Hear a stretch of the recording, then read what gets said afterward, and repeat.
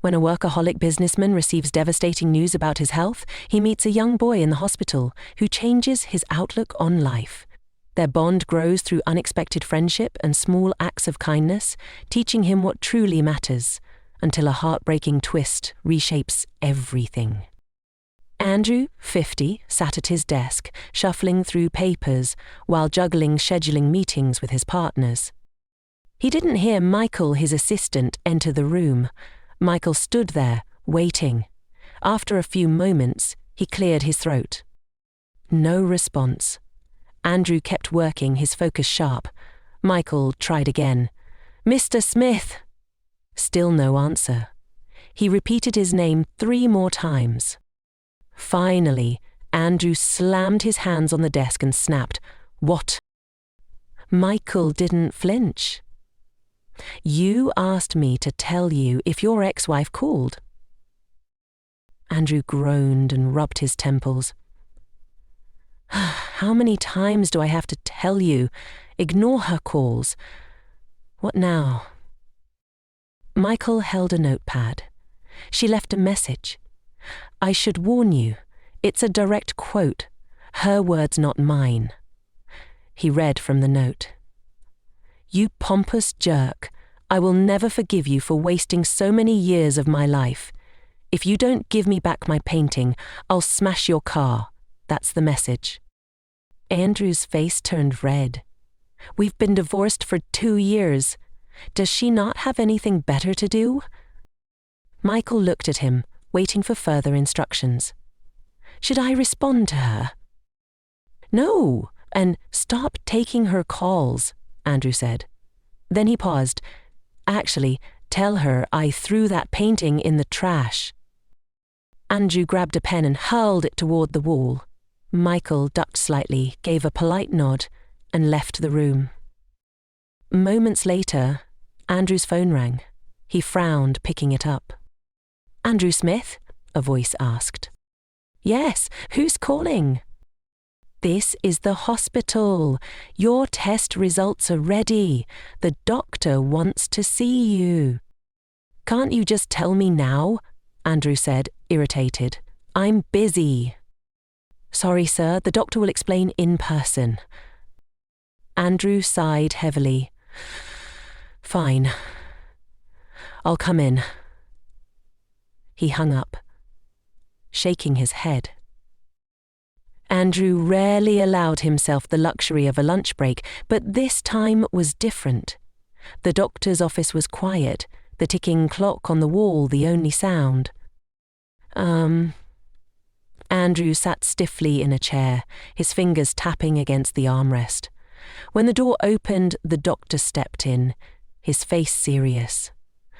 Andrew frowned, sensing bad news. The doctor sat across from him and spoke in a steady, measured tone, using terms Andrew didn't understand. Then came the word, cancer. "We need to act fast," the doctor said. "Is this one some kind of joke?" Andrew asked, his voice sharp. "I own a company. I can't just check into a hospital." The doctor met his eyes. "Your health should come first. The company can wait." Andrew leaned forward. "What are my chances of getting better?" I can't promise anything," the doctor said. Starting treatment right away is critical." Andrew's voice rose. "Can I still work while I'm here?" "Treatment affects everyone differently," the doctor explained. "You will stay in the hospital so we can monitor you. Someone can bring you a computer." Andrew frowned and stood up. "Fine, I'll sort it out." The doctor watched him leave. "We'll see you tomorrow with your things," he said, before Andrew reached the door. As Andrew walked through the hospital's pediatric wing, he noticed a boy, about 8 years old, tossing a ball back and forth with a nurse. The sound of their laughter echoed in the corridor. The ball suddenly rolled across the floor and stopped near Andrew's feet. "Excuse me, sir?" the boy called out, smiling. "Can you please throw the ball back?" Andrew picked up the ball, his face tense. Without a word, he hurled it down the hall, far from the boy and nurse, then turned and walked away. "Did you slap him?" "That was mean, sir," the boy shouted. Andrew had been in the hospital for days that felt like weeks. He tried to keep working, setting up his laptop and pushing through meetings. But the treatment was draining. Each session left him weaker. The nausea was constant and sleep was nearly impossible. One afternoon, during another long chemotherapy session, Andrew leaned back, his eyes half closed. He felt miserable. Suddenly, a small voice broke through his fog. He opened his eyes to see a boy standing in front of him. Startled, Andrew flinched. The boy giggled. It was the same boy from the corridor. "What do you want, kid?" Andrew mumbled, not even lifting his head. "I've been walking around the hospital looking for someone to play with. It's boring here." Andrew glanced at him, annoyed. "What's your name?" he asked. "Tom," the boy replied with a wide grin. Andrew sighed. "Listen, Tommy, I'm not in the mood to play. Go bother someone else before I start feeling worse." Tommy didn't move. Instead, he reached into his pocket and pulled out a small peppermint candy. He held it out to Andrew. "This helps with nausea. You should try it." Andrew hesitated, then snatched the candy and set it on the table. "You're really grumpy," Tommy said, laughing. He pointed at the IV attached to Andrew's arm. Andrew frowned. "I'm not scared of anything." Tommy nodded. "That's fine. I was scared at first too, but then I stopped. My mum says I'm a superhero. Do you have a superpower?" "No," Andrew said, his voice flat. "That's because you're too sad," Tommy replied, his tone serious now. Andrew looked at the boy, surprised by the honesty in his big, bright eyes. "Is there anything you want?" Andrew asked. Tommy grinned. "Yeah, I want to buy flowers for my mum. She works really hard, but I don't have any money."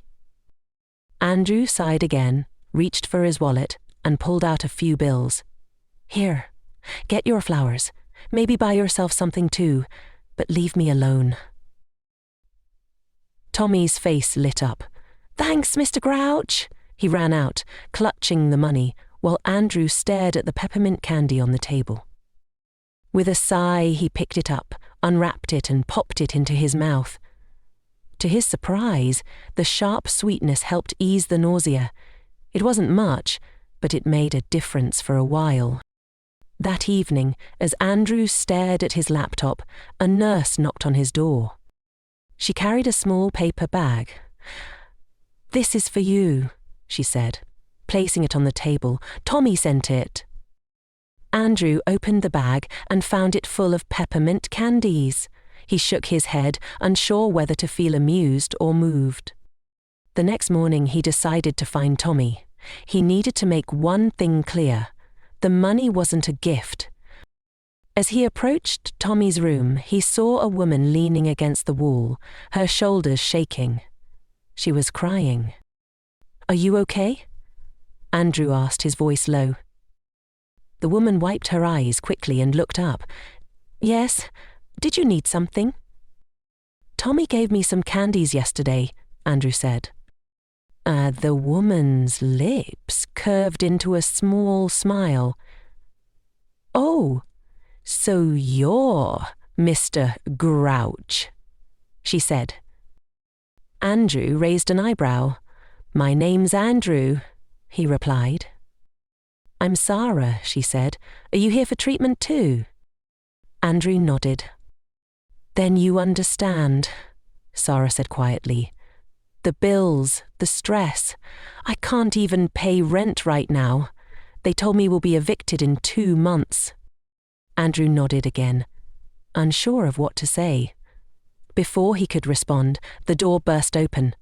Tommy ran out, his face lighting up when he saw Andrew. "Hey, Mr. Grouch, he called, grinning ear to ear. From that day forward, Tommy became a constant presence in Andrew's life. The boy would wander into Andrew's room with a big grin and endless energy. At first, Andrew found it annoying, but Tommy's persistence wore him down. Soon, Andrew began looking forward to the visits. Tommy taught him to notice the simple joys in life. They sat by the window, watching the sunset, guessing the colours in the sky. They played harmless pranks on nurses, earning scolding looks and stifled smiles. Sometimes, they borrowed wheelchairs and raced down the halls, laughing until their sides hurt. Andrew didn't ask about Tommy's illness. He wasn't sure how to bring it up. One afternoon, Tommy mentioned Sarah had been crying again. "She's worried about money," Tommy said. "We might lose our house." Andrew quietly gave Tommy an envelope of cash. "Tell her it's from a magician," he said. When Sarah tried to return the money, Andrew waved her off. "I'm not a magician," he said. "I don't know where it came from." Weeks passed. Andrew's treatments worked, and the day came when the doctor gave him the news. He was cancer-free. Ecstatic, Andrew rushed to share it with Tommy, but when he arrived, Tommy was unconscious, Sarah sitting beside him, tears streaming down her face. "What happened?" Andrew asked, his voice barely above a whisper. Sarah wiped her eyes and shook her head. "The doctors said there's nothing more they can do." Andrew stared at her, struggling to process the words.